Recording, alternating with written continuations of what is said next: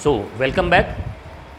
तो बोर्ड के 12th के बोर्ड के लिए सबसे पहला जो चैप्टर हमारे पास सिलेबस में है वो है इलेक्ट्रिक चार्जेस एंड फील्ड। ये जो हमें पढ़ना है electric charges and field, actual में हमें पढ़ना है इलेक्ट्रिसिटी। सही मायने में हमें पढ़ना है इलेक्ट्रिसिटी।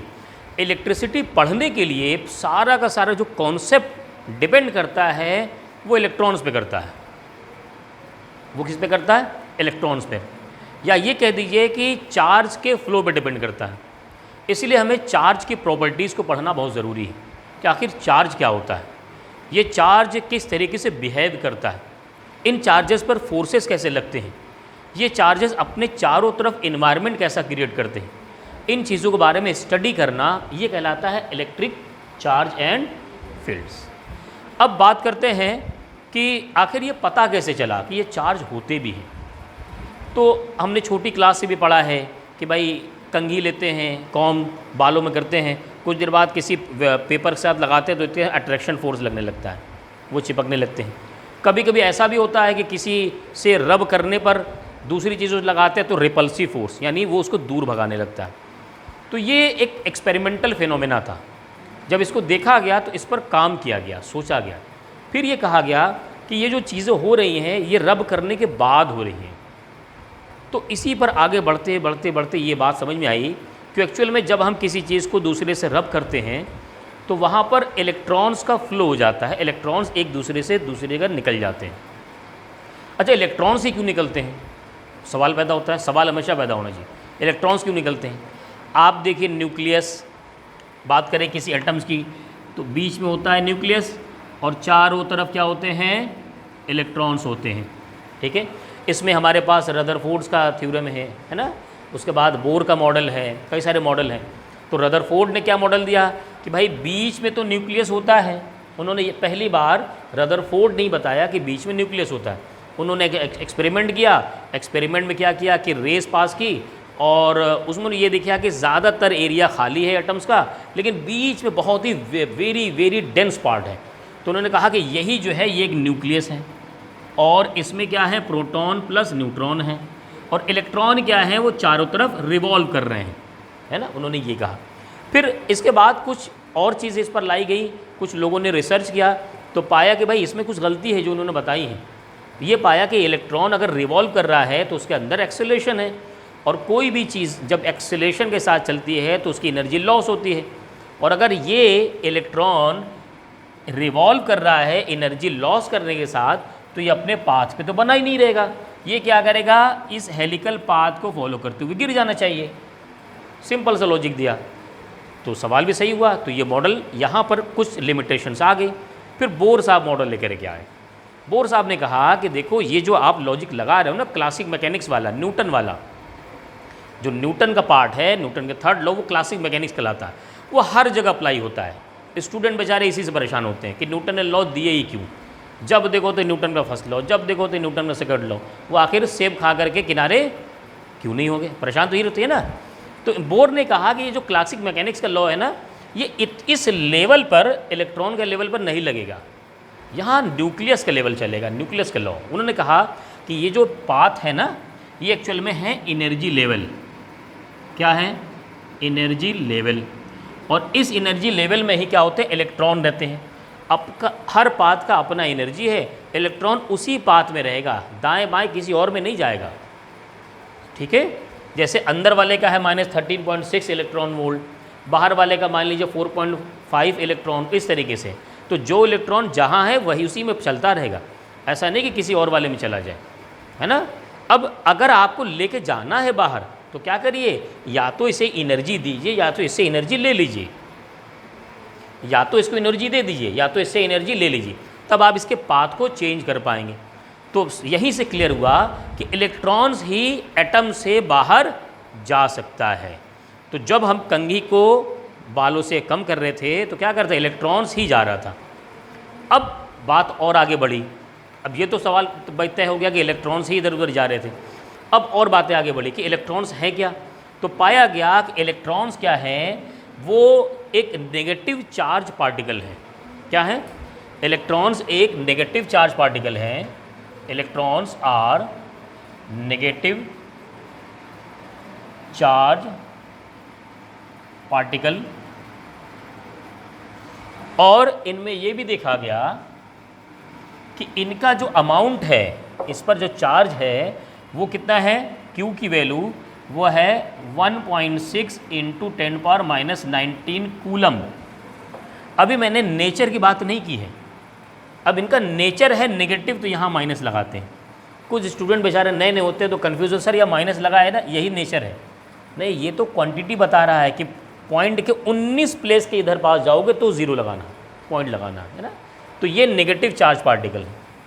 ठीक है, अब एक चीज़ और पाया गया कि यहाँ पर जो चार्ज होता है, ये तो इलेक्ट्रॉन की बात में सीधे करने लगा, एक्चुअल में जो चार्ज की बात की गई थी ना, इलेक्ट्रिक चार्ज, वो इलेक्ट्रिक चार्ज दो तरीके के होते हैं, पॉजिटिव और नेगेटिव, पॉजिटिव और नेगेटिव। और पॉजिटिव और नेगेटिव भी एक्सपेरिमेंटल करके देखा गया। कैसे किया गया कि देखा कि रिपल्सिव फोर्स हो रहा है, अट्रैक्टिव फोर्स हो रहा है, इसका मतलब सेम नेचर ऑफ चार्ज है तो रिपल्सिव फोर्स लगा रहे हैं, और अलग अलग नेचर ऑफ चार्ज है तो अट्रैक्टिव फोर्स लगा रहे हैं। अच्छा, इनका जो चार्ज का जो यूनिट बताया गया, यूनिट वो क्या है, कूलम है। ठीक है, तो इस तरीके से क्या हुआ कि यहाँ पर कूलम को शॉर्ट में लिखते हैं C। इस तरीके से यहाँ पर क्लियर हुआ, चार्ज की बात हो गई है ना। अब चार्ज की बात करते हैं इलेक्ट्रोस्टैटिक। इलेक्ट्रोस्टैटिक क्या होता है?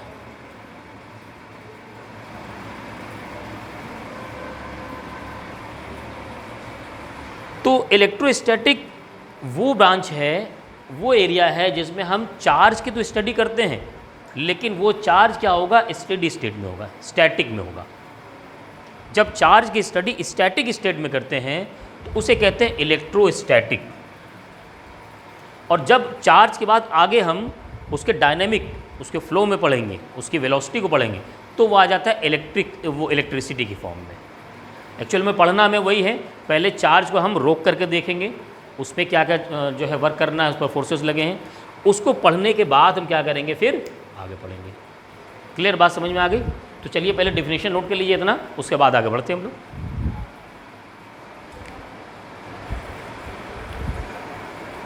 बात कर रहे थे इलेक्ट्रोस्टैटिक्स की, है ना। तो electrostatic is the study of electric charge at rest. अच्छा, अब कोई चार्ज रेस्ट पे है तो हमें क्या क्या पढ़ना है? तो उनमें भी क्या पढ़ना है, हमें फोर्सेस के बारे में पढ़ने हैं कि उनमें फोर्सेस कौन कौन से लग रहे हैं, और अगर कोई चार्ज है तो अपने आसपास किस तरीके की फील्ड को वो क्रिएट कर रहा है, फील्ड्स को भी पढ़ना है। उसके साथ साथ नेचर ऑफ चार्ज, ये चीज़ें पढ़नी है। इस तरीके कुछ चीज़ें हम लोग क्या करेंगे, इस चैप्टर में पढ़ेंगे आगे। नेक्स्ट बात करते हैं कंडक्टर्स एंड इंसुलेटर की। कंडक्टर वो मटेरियल्स हैं जिससे हम चार्ज को ईजिली फ्लो कर पाते हैं, और ऊपर लेवल पर कहें तो सीधे कहते हैं कि जिससे इलेक्ट्रिसिटी ईजिली फ्लो हो जाता है। और इंसुलेटर वो मटेरियल्स हैं जिससे वहाँ पर क्या होता है, इलेक्ट्रिसिटी ईजिली फ्लो नहीं हो पाता। भाई कंडक्टर्स हम लोग जानते हैं, एल्यूमिनियम, कॉपर, जनरली जितने भी मेटल्स हैं वो अच्छे कंडक्टर्स होते हैं, है ना। ऐसे इंसुलेटर्स की बात करें तो इसके एग्जांपल में कौन आएगा, बताइए? ग्लास। क्या ग्लास से इलेक्ट्रिसिटी फ्लो हो पाता है? नहीं। वुड नहीं हो पाता इससे। प्लास्टिक नहीं हो पाता। ये हो गया इसका एग्जांपल। और इसके एग्जांपल में कंडक्टर्स में एल्यूमिनियम, कॉपर, ऐसे क्या हो गए, जनरली जितने भी मेटल्स हैं वो सब इसी कैटेगरी में आते हैं। आखिर होता क्या है, कंडक्टर्स में एल्यूमिनियम में फ़्लो हो जा रहा है इलेक्ट्रिसिटी और इंसुलेटर में क्यों नहीं हो रहा? सवाल ये पैदा होता है कि हम कभी कभी ऐसी जगह होता है कि ईज़िली एक जगह से दूसरी जगह पहुंच जाते हैं और बाकी जगह नहीं पहुंच पाते, क्योंकि वहाँ रोड पर गाड़ी चल रही थी, यहाँ गाड़ी नहीं चल रही थी। अब गाड़ी कौन है यहाँ पर? गाड़ी है इलेक्ट्रॉन्स। इलेक्ट्रॉन्स ही क्या करते हैं, वो जब फ्लो होंगे तो इसका मतलब हमारा इलेक्ट्रिसिटी फ्लो होगा। अब इसका मतलब कंडक्टर्स में इलेक्ट्रॉन्स होते हैं, इंसुलेटर में नहीं होते? नहीं, ऐसा नहीं है, होते दोनों के पास हैं, होते दोनों के पास। एक के पास पेट्रोल, एक के पास पेट्रोल नहीं है। अब कैसे पेट्रोल है? एक्चुअल में इनमें होते हैं फ्री इलेक्ट्रॉन्स। क्या होते हैं भाई? Free electrons. और इसमें वो फ्री इलेक्ट्रॉन्स नहीं होते। फ्री इलेक्ट्रॉन्स क्या है? अगर और अच्छे लेवल पे पढ़ाऊँ तो एक बैंड होता है, एक बैंड, कंडक्शन बैंड, नाम सुना है कभी? अच्छा, आगे अभी 12th में ही आगे एक चैप्टर है सेमीकंडक्टर्स, वहाँ बहुत अच्छे से पढ़ाऊँगा मैं। तो वहाँ पर क्या होता है? बैंड होता है। उस बैंड में जो इलेक्ट्रॉन्स आते हैं ना, वो बड़े फ्री वाले होते हैं, उनके पास पेट्रोल भरा होता है, वो गाड़ी चलाते रहते हैं, तो वो चलते रहते हैं। वो वाली जो बैंड है ना, वो कंडक्टर्स में पाई जाती है। वो वाली बैंड कंडक्टर्स में पाई जाती है, इसलिए फ्री वाले इलेक्ट्रॉन है, फ्री वाली गाड़ी चला रहे हैं तो इलेक्ट्रिसिटी फ्लो कर रहे हैं। और वो वाली बैंड जो है इंसुलेटर में नहीं पाई जाती। हाँ, तो वो क्या कहलाते हैं? इंसुलेटर। तो सिंपल सा हमें सीखना है कि कंडक्टर्स में फ्री इलेक्ट्रॉन्स होते हैं और इंसुलेटर में फ्री इलेक्ट्रॉन्स नहीं होते। इस लेवल पर जानकारी अगर आपके पास है तो बेहतर है, कोई दिक्कत नहीं इससे। क्लियर? समझ में आ गया होगा ये सारी चीज़ें। अब बात करते हैं basic properties of electric charge कि जो चार्ज हैं उसमें प्रॉपर्टीज़ क्या है, तभी तुम उनके बारे में जान पाएंगे। अगर किसी का प्रॉपर्टीज़ नहीं जानते ना तो जान नहीं पाएंगे। जैसे आपको मान लीजिए इस कमरे से उस कमरे में लाइट जलानी है और यहाँ से कोई कनेक्शन नहीं लगा, तो आप क्या करेंगे? वायर लेके आएंगे और वायर ला करके यहाँ से जोड़ेंगे, वहाँ से ले जाएंगे, बल्ब ले जाएंगे, स्विच ऑन कर देंगे, जल जाएगा। अब मैंने इनसे कहा भाई आप जाइए वायर ले आइए, तो ये लेकर के आए वायर कॉपर का, और आपसे मैंने कहा तो आप लेकर के आई प्लास्टिक। तो गलती हुई कि नहीं? प्लास्टिक से इलेक्ट्रिसिटी फ्लो नहीं करता, ये उसकी प्रॉपर्टीज़ हैं। तो इसका मतलब अगर किसी चीज़ की प्रॉपर्टीज़ हम नहीं जानते हैं तो हमारा डिसीजन गलत होगा आगे। तो प्रॉपर्टीज़ जानना बहुत ज़रूरी है, इसीलिए चार्ज की प्रॉपर्टीज़ जानना बहुत ज़रूरी है। ये 3 मेन प्रॉपर्टीज़ हैं चार्ज की। अगर आपने ये तैयार कर लिए तो समझिए चार्ज के बारे में सब जानते हैं। पहला है एडिटिविटी। एडिटिविटी का मतलब ये हुआ कि इनका सम ईजिली हो जाता है, इनका सम ईजिली होता है और अलजेब्रिक सम किया जाता है। अलजेब्रिक सम का मतलब ये हुआ कि मान लीजिए इस बॉटल में 1000 चार्जेस हैं, इलेक्ट्रॉन है, और 10 यहाँ है, 20 यहाँ है, 15 यहाँ, 16 यहाँ, 20 यहाँ है। तो क्या करना है? सबको अलजेब्रिक सम कर लीजिए, जैसे नॉर्मल करते हैं। 15 15 + 20 + 30 + 11 सबको सम कर दीजिए। यही इसकी प्रॉपर्टी है एडिटिविटीज़। यानी किसी मटेरियल में जितने इलेक्ट्रॉन है सबको जोड़ दीजिए, वो चाहे जहाँ हो, है उस मटेरियल में ना, तो बस उसको जोड़ दीजिए। तो ये प्रॉपर्टीज़ क्या होती है? एडिटिविटी। यानी जो फाइनल Q होगा वो होगा Q1 + Q2 + Q3 + dot dot, जितने भी है सबको जोड़ दीजिए। ये हो गया एडिटिविटी। क्लियर? समझ में आ गया होगा एकदम। दूसरा है क्वांटाइजेशन। क्वांटाइजेशन, ठीक है। क्वांटाइजेशन का मतलब ये हुआ कि जो चार्ज होता है ना, वो मल्टीपल ऑफ इलेक्ट्रॉन्स में जोड़ता है। जैसे आप चले जाइए सहारागंज मॉल, सहारागंज मॉल में आपने लिफ्ट यूज़ किया, तो लिफ्ट ग्राउंड फ्लोर से चली और 6ठे मॉल तक जानी है, कहाँ का रुकेगी? फर्स्ट पे रुकेगी, सेकंड पे रुकेगी, थर्ड पे रुकेगी, फोर्थ पे रुकेगी, फिफ्थ पे रुकेगी। क्या 2.5 पे रुकेगी? नहीं रुकेगी। यही है क्वांटाइजेशन। यानी जो चार्ज होता है वो नंबर ऑफ इलेक्ट्रॉन्स के टर्म में मल्टीपल होता है, Ne, where Q is the charge, N is the number of electrons and E is the charge on an electron। ये तो पता ही है 1.6 × 10⁻19। अगर किसी के पास 3 इलेक्ट्रॉन है, 4 हैं, किसी के पास 3.5 नहीं होंगे, 3.5 नहीं होंगे। ये सिंपल लॉजिक है, इसे कहते हैं क्वांटाइजेशन ऑफ चार्ज। क्लियर? अच्छा, ये चीज़ ना फेल भी हो जाती है। छोटे लेवल पर तो सही है, छोटे लेवल पर सही है, लेकिन जब बड़े लेवल की बात होती है ना, जैसे एक बल्ब जल रहा है 60 वोल्ट का, 60 वाट का, तो उसमें मैं कहूँगा भाई 1 सेकंड में कितना इलेक्ट्रॉन्स फ्लो हो रहा है। अगर कैलकुलेशन करेंगे ना तो वो कैलकुलेशन आता है 10⁻18 के आसपास। सोचिए कितनी बड़ी क्वांटिटी है। और भी आती है, तो मैं 10 के पावर में समझा रहा हूँ खाली। इतनी बड़ी क्वांटिटी कितने सेकंड में? 1 सेकंड में। तो जब 1 सेकंड में इतना इलेक्ट्रॉन फ्लो में जाएगा तो क्या कोई गिनती बनेगी क्या उसकी? वो तो लगेगा लगातार जा रहा। समझो, अगर सेकंड में छोटा छोटा इलेक्ट्रॉन जा रहा हो, 4 5 4 5, तो बल्ब हमारा प्लुक ऐसे चल रहा होता। 4 आया जला, फिर बुझ गया, 5 आया जला, बुझ गया। लेकिन 10⁻18 एक सेकंड में जाएगा तो क्या बल्ब कभी जले बुझेगा? क्लियर क्लियर एकदम दिखेगा फटाफट फटाफट फटाफट। इसीलिए क्या होता है, क्वांटाइजेशन वहाँ लगता है कि है ही नहीं, वहाँ लगता है क्वांटाइजेशन तो है ही नहीं, इतना ज़्यादा आ गया तो कौन गिनती मिलाने जा रहा। समझ में आ रही बात ना? लेकिन चार्ज की प्रॉपर्टी यही है कि क्या होता है, वो क्वांटाइज होता है। लेकिन बहुत बड़े लेवल पे इकट्ठा देखेंगे तो लगेगा क्वांटाइज नहीं है बल्कि एक फ्लो में है, वो डिस्क्रीट नहीं है बल्कि रेगुलर है। क्लियर? तीसरी प्रॉपर्टी है कंजर्वेशन ऑफ चार्ज।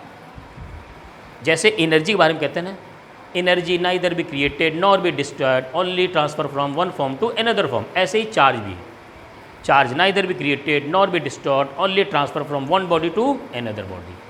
बस सिंपल सा लॉजिक। क्लियर? तीनों समझ में आ गए? नोट कीजिए, फॉरन इस पर न्यूमेरिकल लगाते हैं, इस पर न्यूमेरिकल आता है ना, नोट कीजिए इस पर।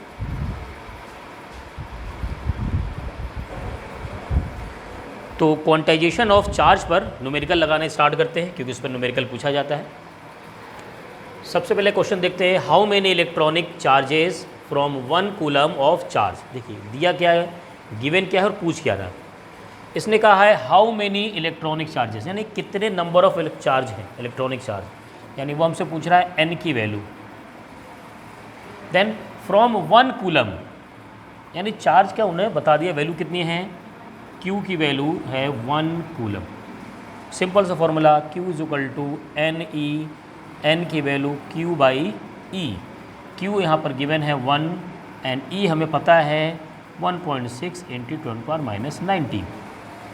यहाँ से पॉइंट हटाएंगे, यहाँ पर 0 आ जाएगा, 2 से कट कर दीजिए 8 5। क्लियर? 8 से इसमें डिवाइड करेंगे तो पहले तो पॉइंट लग जाएगा और यहाँ 0 आ जाएगा 50। ठीक है, तो 50 के बाद अब 8 का टेबल पढ़िए, 6 टाइम 8 इंटू 6 48।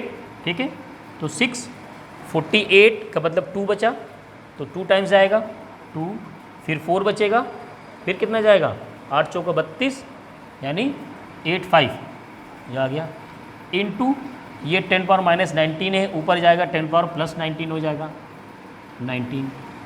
देखिए यहाँ से सेम आ रहा है, अगर हम पॉइंट खिसका दे तो आ जाएगा, तो 6.25 इंटू 10⁻18। यूनिट तो होगा नहीं ये क्योंकि क्वांटिटी है, इतने नंबर ऑफ इलेक्ट्रॉन्स वहाँ पर हैं। ठीक है, ये जो मैंने कैलकुलेशन किया है, ऐसे कैलकुलेशन आप प्रैक्टिस करेंगे। आज मेरे स्पीड में आप हो सकता है न कर पाएँ, बहुत सारे लोग कर भी लेंगे, लेकिन प्रैक्टिस करते करते एक दिन आएगा कि आप मुझसे तेज़ करेंगे, लेकिन प्रैक्टिस करना है, खुद से करना है। ठीक है, चलिए नोट कीजिए, नेक्स्ट न्यूमेरिकल में कराते हैं अभी, फिर मैं आपको कुछ न्यूमेरिकल होमवर्क में दूंगा। सो नेक्स्ट न्यूमेरिकल हमारे पास है, a comb draw through a person's hair on a dry day causes 10⁻22 electrons to leave the person's hair and stick to the comb. कंघी की गई और बालों से 10⁻22 इलेक्ट्रॉन्स निकल करके किस में चिपक गए, कॉम में, यानी n की वैल्यू है 10⁻22। कह रहे calculate the charge carried by the com. तो चार्ज की वैल्यू हम कैसे कैलकुलेट करते हैं, NE से। n की वैल्यू 10⁻22, E पर चार्ज होता है इलेक्ट्रॉन पर 1.6 इंटू 10⁻19। तो यहाँ से सीधे सीधे आ गया 1.6 इंटू 10⁻19 चार्ज। अभी मैंने यहाँ पर नेचर ऑफ चार्ज नहीं लिखा, बात समझिएगा। जब हम किसी से पैसा उधार लेते हैं तो हम बोरोवर हैं, हिंदी में कहते हैं ऋणी है, नेगेटिव है हम लोग। तो क्या किया, इसने इलेक्ट्रॉन से लिया है तो इसका मतलब ये क्या होगा, नेगेटिव होगा, इसलिए हम 1.6 माइनस में लगा करके इसको लिखेंगे। सिंपल सी बात एकदम।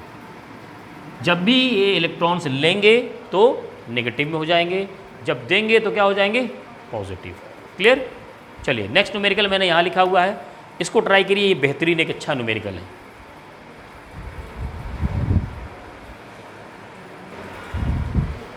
यहाँ पर देखिए कैलकुलेशन मिस्टेक हुआ, -19 पावर में है और यहाँ 22 है, तो ये पावर में क्या आ जाएगा, 3 आ जाएगा। ये तो आता है ना, कोई दिक्कत तो बताइए, मैं समझा दूँ। पावर में सम होते हैं तो यहाँ एक प्लस एक माइनस ही है। चलिए अगला न्यूमेरिकल कीजिए आप लोग। सो जो अगला न्यूमेरिकल है NCERT का है और एक बेहतरीन न्यूमेरिकल माना जाता है ना। अच्छा क्वेश्चन ऐसा दिया है ना जिसमें कोई डाटा ही नहीं है, लग नहीं रहा है, बस एक कप पानी दे दिया हमें और कह रहा है कि भाई इस पर क्या करो, how much positive and negative charge is there in a cup of water. एक कप पानी ले लिया, अब उसमें कितना चार्ज, अब कैसे कैलकुलेट करें, कुछ दिया ही नहीं है, लेकिन डाटा है हमारे पास। कैसे समझिएगा, पहले तो एक चीज़ हमें सपोज करना पड़ेगा कि 1 कप ऑफ वाटर में कितना मास ऑफ वाटर आता है एक कप में। तो हम ये एज्यूम कर लेंगे कि वो 250 ग्राम आता है, ठीक है। सो सपोज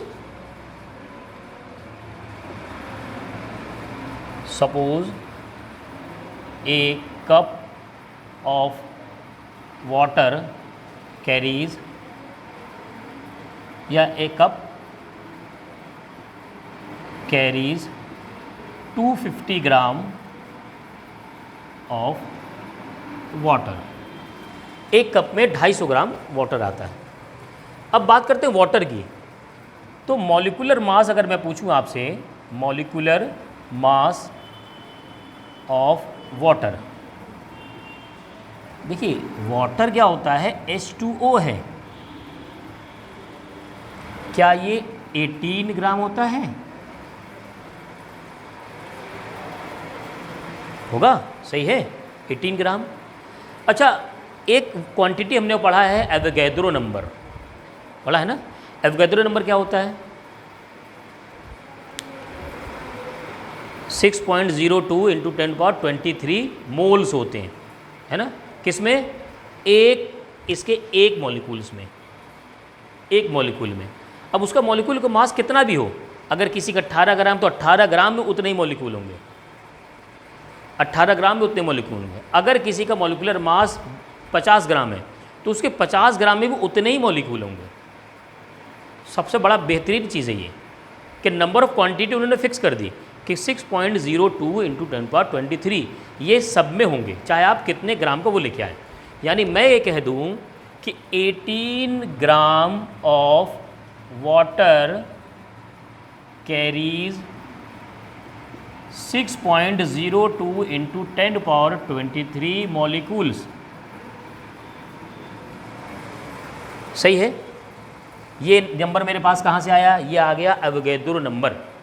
एवोगैड्रो साइंटिस्ट ने ये बताया था कि आप किसी भी मटेरियल का मॉलिक्यूल्स उठा लीजिए, मोल्स उठा लीजिए, और उसके मॉलिक्यूलर मास में देखेंगे तो इतना ही मिलेगा। अब देखो क्या एक में कितना होगा? ये होगा 6.02 into 10⁻23 upon 18। 1 gram of 1 gram of water में इतने मॉलिक्यूल्स हैं। हमारे पास कितना वाटर है? कितने में पूछ रहा है उनसे? अरे 250 ग्राम भाई। अगर 1 ग्राम में हमें पता चल गया इतना मॉलिक्यूल्स, तो क्या फिर 250 ग्राम में पता चल जाएगा? 250 gram of water carries 6.02 into 10⁻23 upon 18। जब एक से ज़्यादा में पता करना हो तो क्या करते हैं? मल्टीप्लाई करते हैं या डिवाइड करते हैं? मल्टीप्लाई करते हैं। Very good. 250, ये क्या है? इतने मॉलिक्यूल्स हैं। बात यहाँ तक समझ में आ रही कि नहीं? फिर से मैं बता रहा हूँ, ध्यान दीजिएगा। क्वेश्चन दिया, उसने कहा भाई आपके पास 1 कप वाटर है, तो मैंने एज्यूम कर लिया चलो जो 1 कप में है ना वो 250 ग्राम पानी है। अब मुझे ये पता करना, देखो दिमाग लगाओ, क्या करना है? उसमें चार्ज पता करना है ना। सही मायने में अगर नंबर ऑफ इलेक्ट्रॉन्स पता चल जाए n, तो क्या चार्ज पता चल जाता है? Q=NC, NE से n पता चल गया तो E तो हमें पता है ना, है ना। एक सेकंड ज़रा इसको दोबारा से रिस्टार्ट करें। तो मैं ये कह रहा था कि हमने प्लान क्या किया, इसने कहा भाई 1 कप पानी लीजिए और उसमें बताइए कितना चार्ज है। तो मैंने क्या किया कि चार्ज का मतलब Q=NE। E मुझे पता है, मैं n पता कर लूँ। n मतलब नंबर ऑफ़ इलेक्ट्रॉन्स, कितने इलेक्ट्रॉन हैं, कितने इलेक्ट्रॉन हैं। अच्छा, इलेक्ट्रॉन की बात की जाए तो एक H2O में 10 इलेक्ट्रॉन होते हैं। देखो हाइड्रोजन में तो 1 होगा, और कितने हाइड्रोजन हैं? 2। तो 2 हाइड्रोजन में होगा, 8 तो इसमें होते हैं ना। कितने हो गए? 8 + 2 10।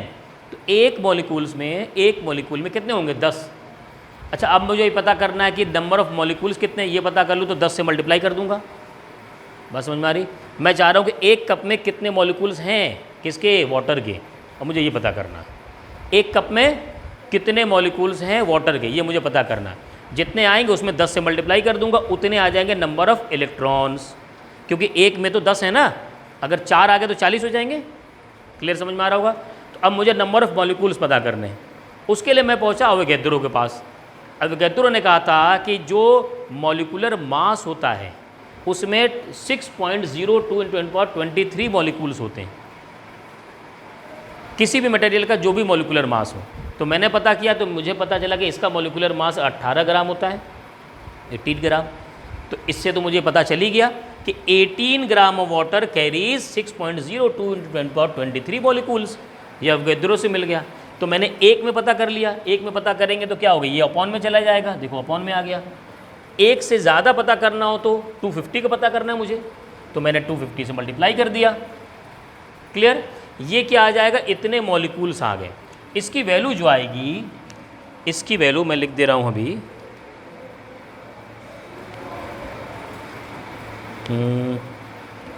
इसकी वैल्यू आ रही है 8.36 × 10⁻24। ये क्या है, इतने मॉलिक्यूल्स हैं। और एक मॉलिक्यूल में कितने इलेक्ट्रॉन वाटर के, 10। कैसे, देखिए H हाइड्रोजन में 1 होता है, तो 2 हाइड्रोजन है तो 2 इलेक्ट्रॉन हो गए, और ऑक्सीजन में 8 होते हैं तो 8 + 2 10 हो गए। यानी total number of electron, total number of electron कितने हो गए, 8.36 × 10⁻24 × 10। सिंपल। तो यहाँ से आ गया 8.36 × 10⁻1 है ना, तो ये हो जाएगा 25 इलेक्ट्रॉन। अच्छा, अब जब इलेक्ट्रॉन के पता चल गया तो क्या हम चार्ज पता कर सकते हैं, Ne से भाई, n पता चल गया ना, यही तो n है। तो यहाँ 8.36 × 10⁻25 इंटू ई की वैल्यू 1.6 × 10⁻−19। ठीक है, देखिए मल्टीप्लाई करके देखिए, यही आएगा 1.33 × 10⁻7 कूलम। अब एक चीज़ और समझना है, क्या कहा है, how much positive and negative charge. ये हमने किसके लिए कैलकुलेट किया, इलेक्ट्रॉन के लिए। तो अगर ये तो नेगेटिव चार्ज है ना सब, तो negative charge, number of negative charge कितना है भाई, 1.33 × 10⁻7 कूलम। जो नेगेटिव चार्ज होता है वो इलेक्ट्रॉन पे होता है, और जो पॉजिटिव चार्ज होता है वो प्रोटॉन पे होता है। किसी भी मॉलिक्यूल में जितने एटम्स में जितने नंबर ऑफ इलेक्ट्रॉन होते हैं उतने ही तो प्रोटॉन होते हैं। तो इसका मतलब इतना ही चार्ज क्या होगा, पॉजिटिव भी होगा। तो यही आंसर हो जाएगा, number of positive charge same. बस ये आंसर हो गया हमारा। क्लियर, समझ में आ गया वो एकदम। नोट कर लीजिए, मैं आपको कुछ होमवर्क देता हूँ, उसे घर से करके आइएगा। ठीक है, नेक्स्ट टर्न पर इसके आगे पढ़ाएंगे।